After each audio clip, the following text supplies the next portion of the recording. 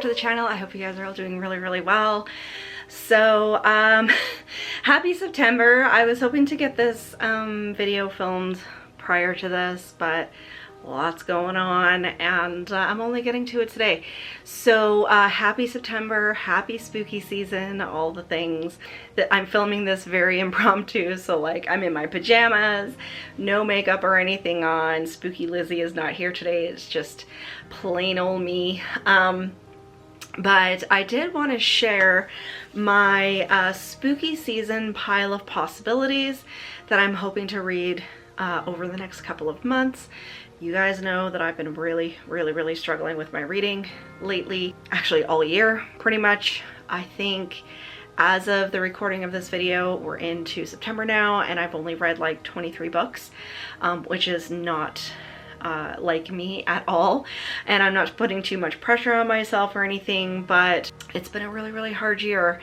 And over the last couple of weeks I've really tried to concentrate on snapping myself out of that and getting back into my reading, which I have. I've read a couple of books over the past few weeks, really super excited, like short ones compared to the kind of books that I typically read, but I am reading again, so super excited, and I'm hoping to carry the momentum through spooky season. So I wanted to share with you guys the books that I have chosen over the next couple of months. Probably not going to read all of these, but I wanted to have a good selection of things that I wanted to read. So I do have these split into kind of categories, I guess. So we're going to go through each category and what I have chosen, and also I'm going to go through the September pick, at least for the Haunted Victorian Book Club, which has made its return here in September as well. So if you guys don't know, I do run a book club. We were doing it monthly, I think up until April was the last month that I did it, and then everything kind of went off the rails, so we're getting back into that. So I wanted to talk to you guys about the September choice for the Haunted Victorian Book Club as well. So if you guys would like to join, I do have my announcement video linked in the description box, and there's an Instagram page and all the things. So if you wanted to join in with the September read, you know, it's only September 2nd, I think, as I'm filming this, so lots and lots of time to still join in. So let's get into my choices for my pile of possibilities for spooky season. Okay, so I wanted to start with short story collections, and every year, October especially, is so unbelievably busy for me and my household. Like Halloween for us in my family is like Christmas for most people. We don't celebrate Christmas. Our big celebration is Halloween, and like during Thanksgiving season and stuff like that. I'm here in Canada, so our Thanksgiving is in October. So I do tend to read a lot of short stories during this time period, and I have a couple of things picked out here. And but first I wanted to talk to you guys about something I'm really super excited about, because I finally have access to it here. I didn't at first, but Autumn Crow by Cameron Chaney, which is my favorite Halloween anthology of all time, and Cameron of course is a very good friend of the channel, is now out on audiobook. So I am going to get that, and I do like to listen to a selection of stories out of Autumn Crow every single year. I usually don't read the entire book, but I do listen to my favorite ones, and this book is forever going to hold a special place in my heart. So I'm super excited to hear the audio version of the Autumn Crow stories. Just put them on during my ride to work. It's going to be fantastic. So I wanted to point that out first. And then the first one I have for my anthologies is Stein Tinglers, of course, by R.L. Stein. And this is not like Halloween themed, it's just spooky short stories. I haven't read this one yet. I've had it for quite some time. I think I actually got this on release day and just haven't had a chance to pick it up yet. So maybe I can get a chance to pick this up during spooky season. It's super short, and I do have the hardcover edition. So if you've read Stein Tinglers, let me know if it lives up to what I would expect from R.L. Stein. Another anthology that I have is Haunted Nights. I did read a selection of these stories a couple of years ago, I think, and but I haven't read all of them, so I'm probably going to pick up again just a selection of stories out of here just to fill out kind of, you know, during October when I'm on the go a lot. We're going to a lot of events, I'm doing a lot of vlogging and stuff like that. So I did enjoy the ones that I read out of here a couple of years ago. So this is edited by Ellen Datlow and Lisa Morton. Ellen Datlow, of course, is you know, very, very well known for compiling short story collections, and this is also a Blumhouse book, which I thought was really interesting. I don't know if I noticed that before, but it says it's a Blumhouse Books original. So super, super excited to pick up some stories in this one. And then not really spooky short stories, but I do have one nonfiction on here. This is Cursed Objects by J.W. Ocker, Strange but True Stories of the World's Most Infamous Items. So this is a collection of nonfiction descriptions of some of the world's most haunted objects, which is something that I'm absolutely fascinated in, and I know I'm going to know of a lot of the objects already that are going to be in this collection. I did finally find this one for a decent price. It's quite expensive because I did want the hardcover version. I just love the cover on this book. It's shiny and it has like a skull and it's just super spooky. Like it has like a pharaoh's mask down here and some demons and a moon. So super, super excited to pick this one up. It actually is illustrated. Let me see if I can just find that one that I just saw. It is illustrated. So I think this is going to be a super quick read and a good one to pick up, you know, just to read about one thing kind of before bed on a spooky night. I am so excited, you guys. I just finally brought out the spooky bins, the Halloween bins, and I started picking out some of my spooky blankets and stuff like that I wanted for this year. We just had my parents over for like a Sunday dinner kind of thing, and I had a really cute tablecloth and some little pumpkins and stuff laid out. So it was really super nice, and I'm gonna go through the bins, I think, after I'm finished filming this. I've had way too much coffee today. I just finished another triple shot latte. It is very late and I did not have decaf. I had my regular triple shot latte. So we're probably gonna go through the bins. We're gonna organize the bookshelves a little bit tonight, and I wanted to share this video with you guys as well. So that's it for the anthologies. I think there might be one or two more I might add in there and just kind of read selections from it, but those are the ones that I definitely wanted to get to, at least some of them out of each one. Okay, let's talk about some of the classic sort of Halloween books that people typically like to read around this time of year. I have a selection of 3 in this category, and 2 are gifts that I had received for my birthday a couple of months ago. But this one, I'm embarrassed to admit, I've actually never read this book, The Graveyard Book by Neil Gaiman. I've never read it. I do have it in physical form, but I know that, I think it's on Everand, they have, like, it's a full cast reading of this book. So I thought it would be really cool to read it on audio and experience kind of that full cast for this story. I know it's beloved. I know it's really good. I know I'm gonna love it, but it's one of those things, like, it's just constantly on my list and I've never ever picked it up. So I'm hoping, especially with that audio version, that I can pick this up this year. And then I just realized that this one should have gone in the anthology section, but I put these 2 together because I received both of these books as part of a birthday gift from my very good friend Jackie from the Jersey Ghouls podcast. Jackie and I have developed quite a close friendship over the past little while, and I love her to bits, and she sent me a whole bunch of stuff off of Amazon for my birthday, and I couldn't be happier. So I definitely wanted to pick up at least one of these books. So Something Wicked This Way Comes by Ray Bradbury. The Halloween Tree by Ray Bradbury was really, really super cute. And I've never read this one, and I know it's a beloved classic, and I know a lot of people really enjoy it and they really like reading it around this time of year. So I thought I would put this one on there.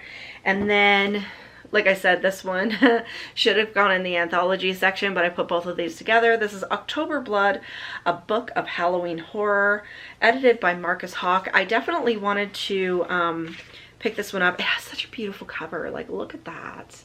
It's just gorgeous. And a big spider here, and there's a noose.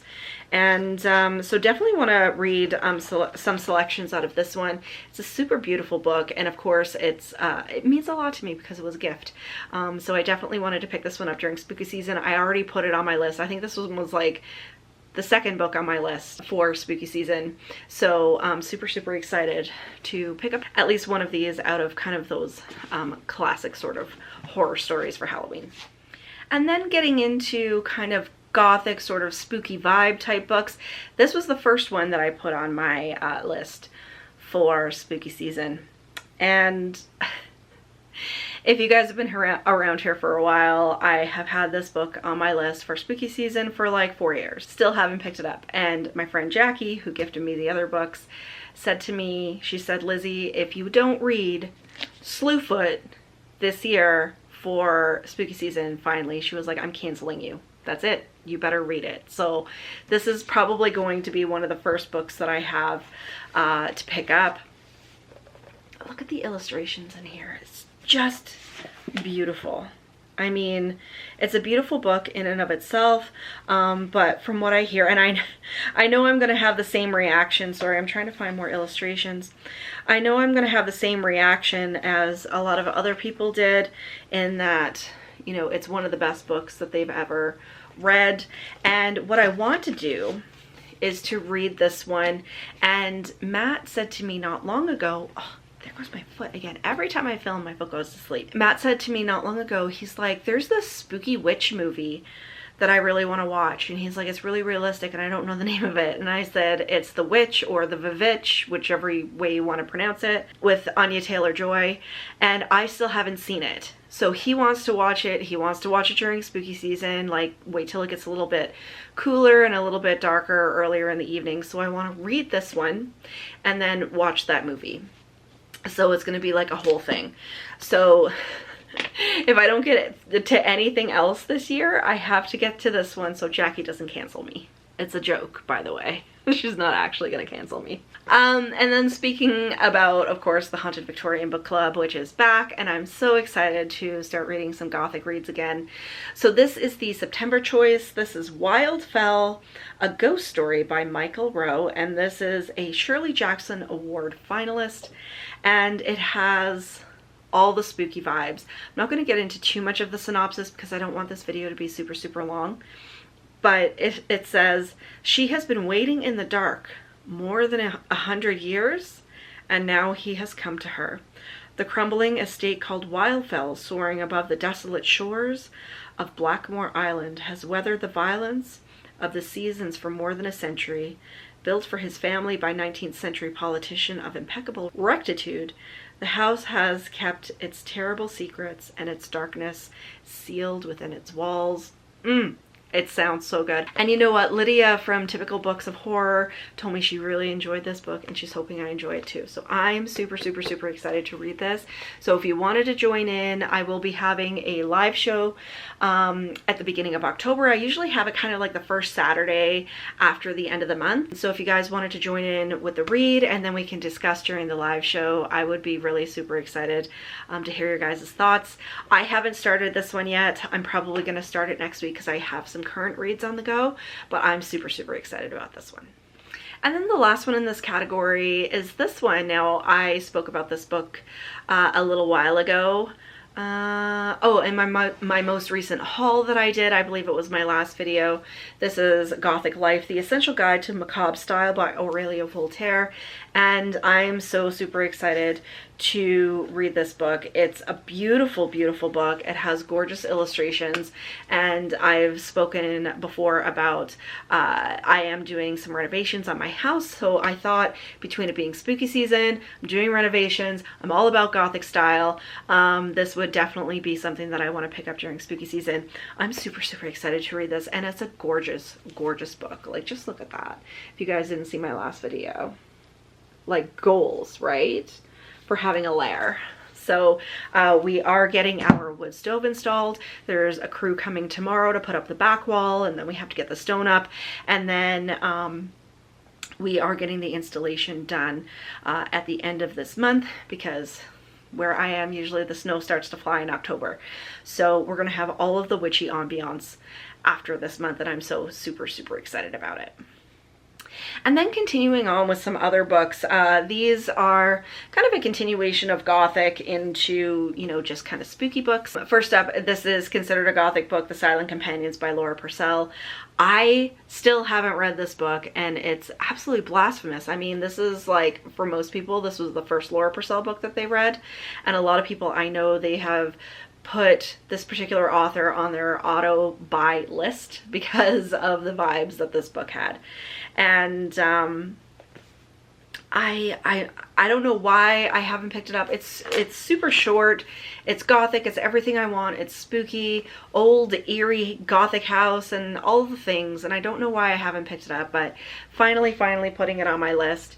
And I'm not putting it in as part of the Haunted Victorian Book Club because most people have already read this one, but I'm still trying to pick this one up for myself this year. And then this is a random one I put on the list. This is The Boatman's Daughter by Andy Davidson. I've heard good things about this book. I got this one as part of the Abominable Book Club years ago, and it's just been sitting on my shelf. I haven't had a chance to pick it up yet, but it sounds super, super interesting. It says, ever since her father was killed when she was just a child, Miranda Crabtree has kept her head down and her eyes up, ferrying contraband for a mad preacher and his declining band of followers to make ends meet and to protect an old witch and a secret child from harm. So it sounds super, super interesting. And I thought, you know, it's been sitting on my shelf for so long. I've heard good things about it. Let's put it in for my spooky season reads. And, you know, it has to do with witches. So it kind of fits in with the Slewfoot and a couple of other ones that I have on here. So maybe I could do like a whole witchy kind of vlog during spooky season. So let me know if you guys would be interested in that. And then getting into like more of like ghosty sort of books, haunted house sort of themes. I do have The House of 100 Whispers, and by Graham Masterton. This is another one that I've heard a lot of good things about. I also got this one as part of the Abominable Book Club and still haven't picked it up. So definitely, like, just even from the first sentence on the back of this book, it's got all the feels. It says, on a windswept moor, an old house guards its secrets. All Hallows Hall is a rambling Tudor mansion on the edge of a black and misty moor. It's not a place many would choose to live, yet the former governor of Dartmoor Prison did just that. Now he's dead, and his children, long estranged, are set to inherit his estate. And that's all I needed to know. That's just the first kind of little bit of the synopsis, but I'm really super excited about this one. I might put this one in as one of the choices for the Haunted Victorian Book Club before the end of the year, for sure, if I don't get to it in the next couple of months. So if you guys are interested in reading this one together, just let me know down in the comments. I've picked up this book so many times. I have almost the entire series of the Trad Street books. So this is The House on Trad Street by Karen White. So she is like a realtor, and she basically like randomly inherits this house and all the ghosts that go with it. So I don't want to get into too much of the synopsis, but that's all I really needed to know because I'm looking for a lot of ghosty books during this time period. I love ghost stories, and I'm actually reading a couple of spooky books right now that have to do with like really kind of the spooky, but in the middle grade sphere.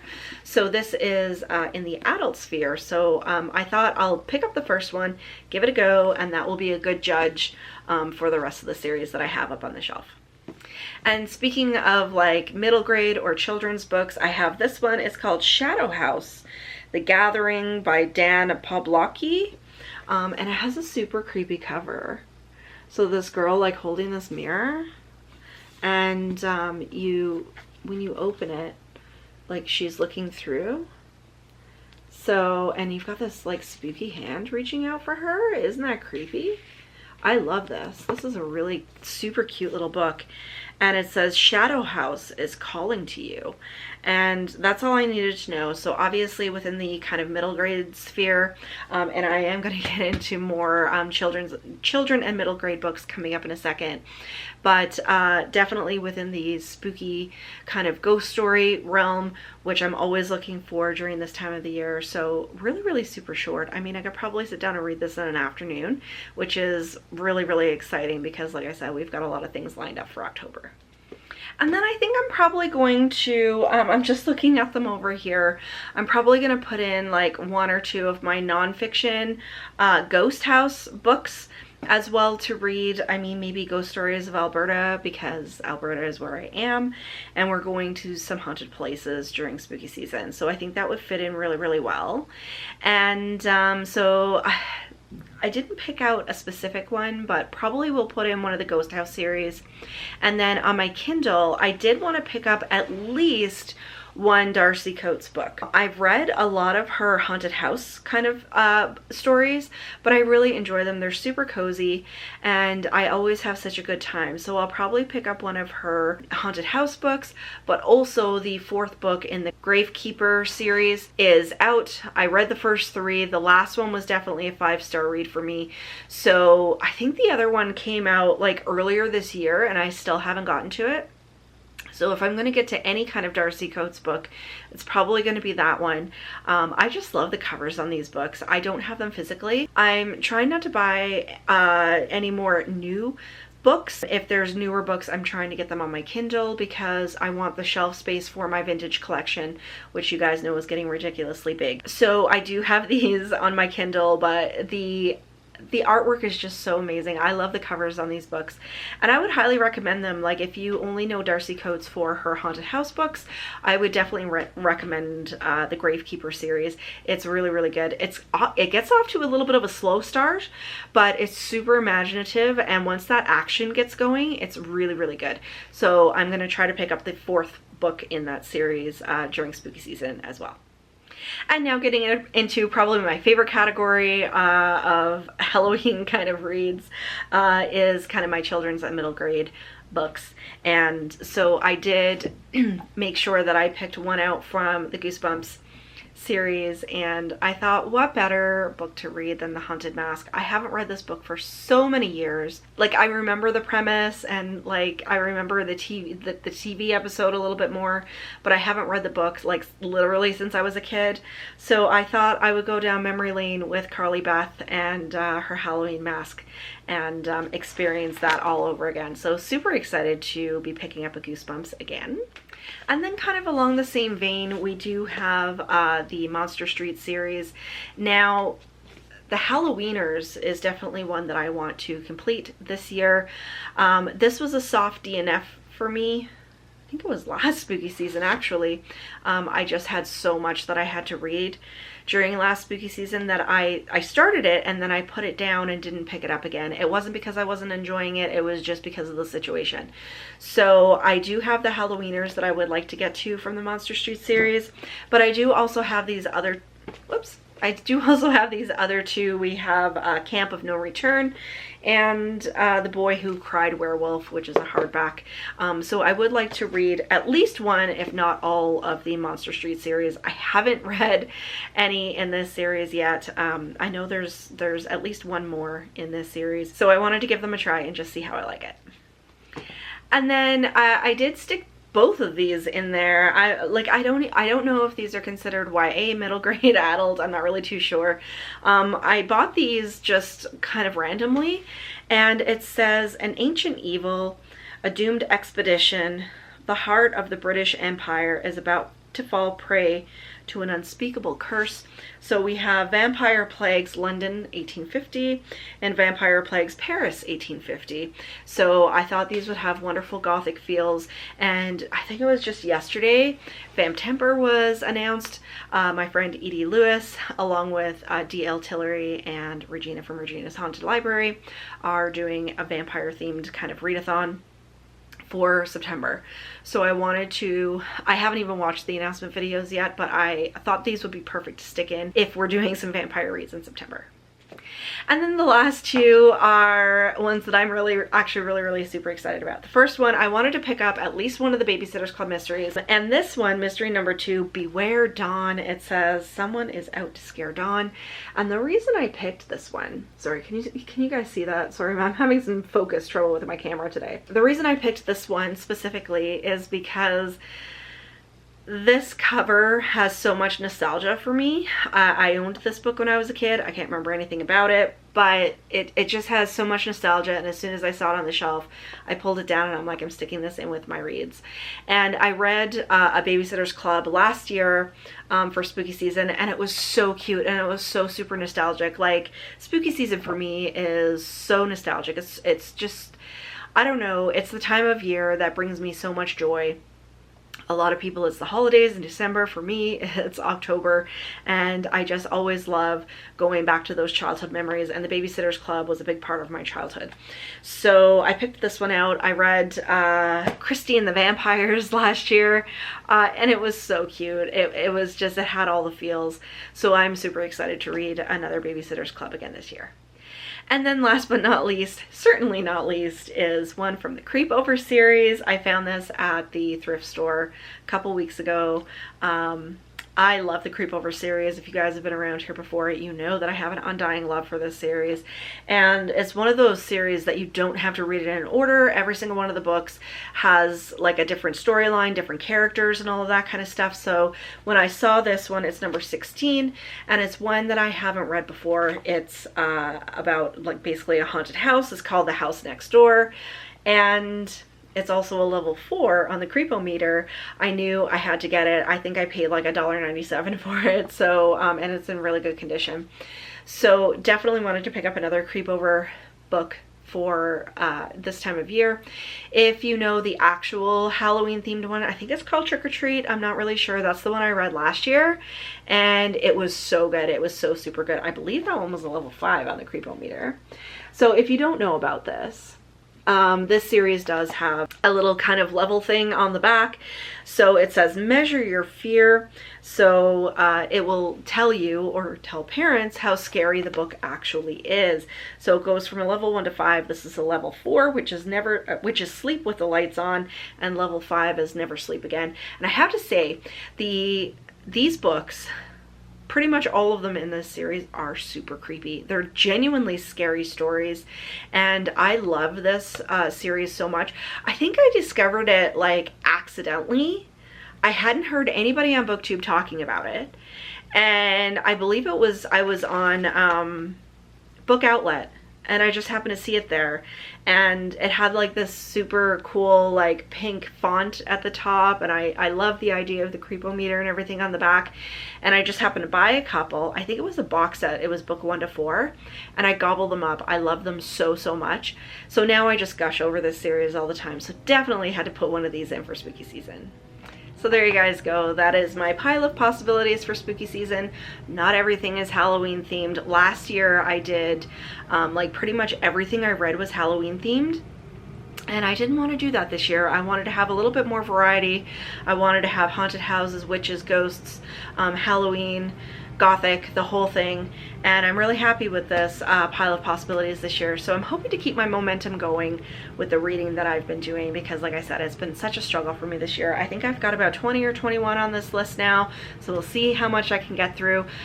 Spooky season is on a little bit on the down low this year. We are going to some events, but we're going to be doing a lot of stuff at home, just because of the expense of getting our wood stove and everything installed, which I'm so excited to sit down and do some videos in front of my new hearth with you guys. So yeah, I hope you guys are going to be looking forward to the vlogs and all of the shenanigans and outings and everything we're going to be doing for spooky season. So stick around. I am going to be doing probably like a watch list as well. I haven't planned out my watch list for this year. I mean, there's movies that I watch every single year, and I'm not going to be going through those, but I am going to be putting specific ones on that I haven't seen before, so stay tuned for that. And happy September, happy spooky season. I love you guys. Thank you so much for all of the support over the last little while. It's hard being a booktuber when you're not reading, I'm not going to lie. But if you enjoyed the video, give me a thumbs up and leave me a question or a comment down below, because you know I love chatting with you guys. But until next time, stay spooky, everybody. Bye.